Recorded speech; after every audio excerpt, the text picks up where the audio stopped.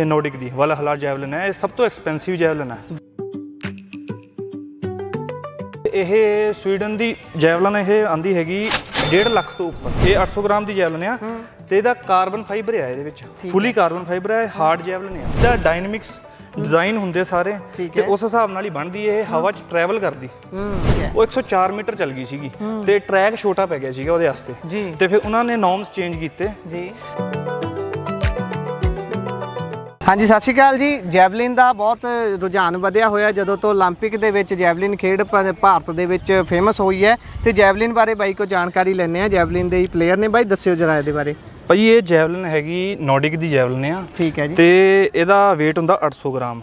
ਇਹ world class 800 gram ਹੀ ਚੱਲਦਾ? ਹਾਂਜੀ ਹਾਂਜੀ, ਇਹ ਮੈਨ ਜਿਹੜੀ ਕਲਾਸ ਹੁੰਦੀ ਉਹਦੇ ਵਿੱਚ 800 ਗ੍ਰਾਮ ਹੀ ਯੂਜ਼ ਹੁੰਦਾ weight। ਠੀਕ ਹੈ। ਤੇ ਇਹ ਹੈਗੀ ਨੋਰਡਿਕ ਦੀ ਵਾਲਾ ਜੈਵਲਿਨ ਹੈ। ਇਹ ਸਭ ਤੋਂ ਐਕਸਪੈਂਸਿਵ ਜੈਵਲਿਨ ਹੈ ਜੀ। ਨੋਰਡਿਕ ਦੀ ਸਵੀਡਨ ਚ ਬਣਦੀ ਤੇ ਇਹਦੀ ਲੈਂਥ ਹੁੰਦੀ ਹੈਗੀ 2.60 ਜੀ।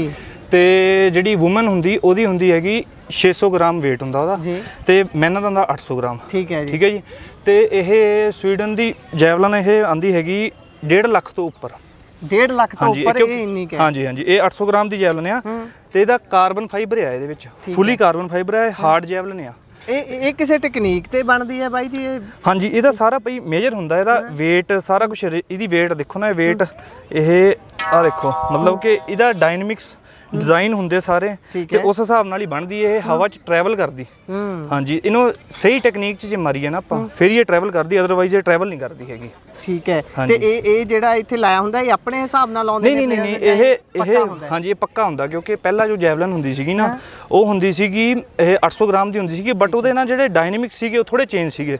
ਉਹ 104 ਮੀਟਰ ਚੱਲ ਗਈ ਸੀਗੀ ਤੇ ਟਰੈਕ ਛੋਟਾ ਪੈ ਗਿਆ ਸੀਗਾ ਉਹਦੇ ਵਾਸਤੇ ਤੇ ਫਿਰ ਉਹਨਾਂ ਨੇ ਨੋਰਮਸ ਚੇਂਜ ਕੀਤੇ ਜੀ।